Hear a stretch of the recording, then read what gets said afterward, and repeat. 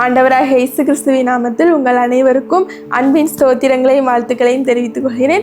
இன்னைக்கு நம்ம தியானிக்க போகிற வசனம் 46ஆம் சங்கீதம் 1ஆம் வசனம். வசனம் என்ன சொல்லுதுன்னா, தேவன் நமக்கு அடைக்கலமும் பலனும் ஆபத்து காலத்தில் அனுகூலமான துணையுமானவர். இந்த வசனத்தில் நம்ம 4 விதமான காரியங்களை பார்க்கிறோம்.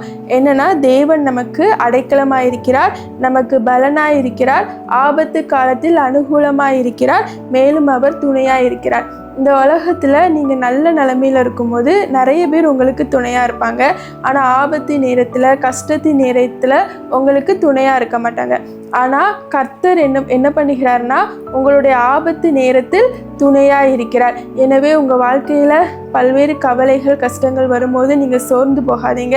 நீங்கள் ஆண்டவரை கூப்பிடுறதுக்கு முன்னாடியே அவர் உங்கள் அருகில் தான் இருக்கிறார். ஒரு கதவு மூடிட்டே அப்படின்னு நீங்கள் வருத்தப்படும் போது தேவன் புதிய கதவுகளை திறக்கிறவராக இருக்கிறார். எனவே தேவனை நம்புங்கள். அவர் உங்கள் வாழ்க்கையை உயர்த்துவதற்கு வல்லவராக இருக்கிறார்.